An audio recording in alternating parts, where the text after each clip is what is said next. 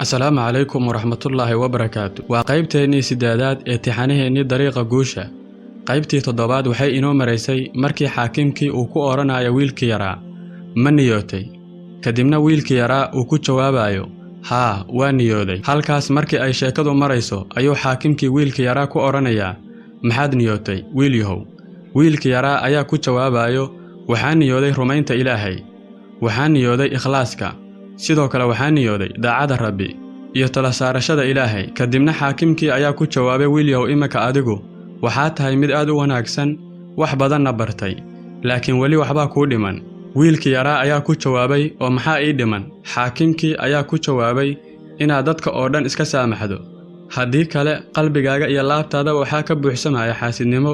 xumaan iyo shaki waxaadna arki naftaada oo ay ka buuxdo xanuun xun oo aysan qaadi karin wiilkii yaraa ayaa ku jawaabay sidee baan saamaxad u samayn karaa aabahay wuu i garaaci jiray bilaa sabab hooyadayna mar walba way igu qaylin jirtay walaalahayna way igu dheeldheeli jireen sidee baan u saamixi karaa markaas iyaga xaakimkii ayaa ku jawaabay imika marka aad hadalkaas leedahay maxaad dareemaysaa wiilkii yaraa ayaa ku jawaabay waxaan dareemayaa dareen xanaaq iyo cuqdad ku jirto xaakimkii ayaa ku jawaabay dariiqaasi ma yahay kii guusha iyo sarreynta aad ku gaari lahayd wiilkii yaraa ayaa aamusay cabaar kadibna yiri haddaba suuragal miyaa inaan iyaga cafiyo iyagoo waxaas oo dhan igu sameeyay xaakimkii ayaa yiri haddaba wiilkaygiioo fahan saamaxaadu waa sifooyinka dadka awoodda leh waxaad wax u saamaxaysaa waa Ilaahay daraadiisa ee maahan dadka daraadooda taasina waa arrin adiga iyo Ilaahay idin dhaxaysa adigu Ilaahay baad baryaysaa oo aad u tukanaysaa si uu Ilaahay gafafkaaga kaaga dhaafo oo kaaga saamaxo adiga oo mar walba dambaabaya dhammaanteena waan wada dambaabnaa iyadoo ay sidaas tahay ayaan haddana Ilaahay weydiisanaa inuu inoo dambi dhaafo oo uu ina saamaxo waxaa laga wariyay Anas ibn Malik inuu yiri waxaan maqlay rasuulka calayhi salaatu wasalaam oo leh Ilaahay wuxuu yiri ibn aadanow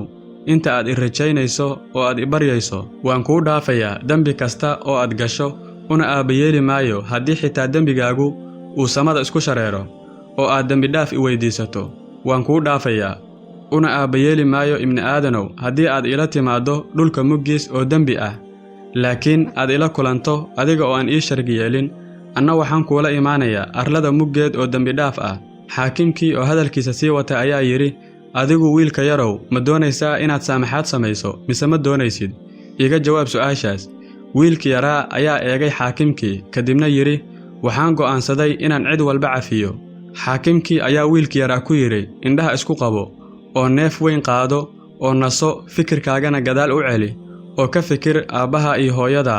oo iska cafi kadibna wiilkii yaraa oohin buu qabsaday xaakimkii ayaa ku yiri wiilkii yaraa maxaad la ooyaysaa wiilkii yaraa ayaa ku jawaabay waxaan dareemay inaan hooyaday iyo aabbahay dulmiyay aniga ayaana sabab u ahaa mushkilado badan oo qoyskeennii ka dhacay xaakimkii ayaa ku jawaabay imika u tag hooyada aabbaha iyo walaalahaaba oo iska saamax wiilkii yaraa ayaana ku jawaabay waan iska cafiyay dhammaantood xaakimkii ayaa yiri miyaad garanaysaa sababta aad u saamaxday maxaa yeelay waxaad bilowday saamaxaad waxaana dareentay farxad markii aad ooyday waxaad dareentay in dareenkii xumaa jirkaaga ka baxay oo booskiisii uu soo galay dareen wanaagsan taas ayaana kuu fududaysay inaad wax saamaxdo imikana dadka oo dhan iska saamax oo dareenka xun oo dhan qalbigaaga ka nadiifi wiilkii yaraana arrintii wuu aqbalay isagoo dhoola cadaynaya indhihiisana ilmo ay ka buuxdo wuxuuna yiri sida tan weligay saamaxaad sidan oo kale ah ma dareemin maxaa yeelay waqtiyada ka mid ah waxaan ahaa mid aad u caraysan waxaanan awoodda saarayay carada xaakimkii ayaana yiri kaasi waa meelaha uu shaydaanku dadka ka soo galo xanaaqu waa awoodda shaydaanka maxaa yeelay waxa uu kugu soo galayaa marka aad caraysan tahay markaasuu mushkiladda kugu weynaynayaa oo kugu oranayaa waxaas iyo waxaas ayuu kugu sameeyey qofkaas ujeeddada shaydaankuna waa inuu Ilaahay xarigiisa kaa fogeeyo oo kaliya oo uu kaa fogeeyo iimaanka oo uu kaa fogeeyo daacada oo uu kaa fogeeyo jacaylkii Ilaahay waxaasina waa camalka shaydaanka wuxuuna ka helayaa midaas dariiqii uu mar walba kuu soo mari lahaa taasina waxaad uga gaashaaman kartaa ku xirnaashada Ilaahay iyo saamaxaadda haddana waaba adiga bilaabay saamaxaaddii ayuu yiri xaakimkii kadibna wiilkii yaraa ayaa yiri maxaa ku xiga intaa xaakimkii ayaa ku jawaabay jacaylka Ilaahay waxaad ogaataa jacaylka Ilaahay wiilkii yaraa ayaa yiri maxaan sameeyaa haddaba si uu ilaahay ii jeclaado? Xaakimkii ayaa ku jawaabay, waa inaad dadka u jeclaataa ilaahay daraaddiisa. Marka aad ruux ku leedahay ilaahay daraaddiis baan kuu jeclahay, alla maxaa ka wanaagsan ereygaas? Ilaahayna dadka isaga daraaddiisa isku jeclaado wuxuu u ballanqaaday inuu isaguna jeclaanayo. Waxaa laga wariyey Abu Idris al-Kawnaani inuu yidhi, waxaan soo galay masaajidka Dimashq, waaba wiil dhallinyaro ah oo fanax leh, waaba dadkii oo isku khilaafsan wiilka yar wixii ay ka wariyeen. Dadkii waan weydiiyey oo waxaan idhi, kani waa kuma? Waxay ii sheegeen inuu yahay Mucaad ibnu Jamal. Maalintii labaad duhurkii markay ahayd, wuxuu arkay Mucaad oo salaada uga soo horreeyey. Wuxuuna yidhi, waxaan arkay isaga oo iga soo horreeyey masaajidka. Waxaan arkay isaga oo tukanaya. Waxaan sugay ilaa inta uu salaada ka dhammaysanayay. Kadibna waan u imid, waana salaamay. Kadibna waxaan ku idhi, wallaahi waan ku jeclahay. Wuxuu igu yidhi,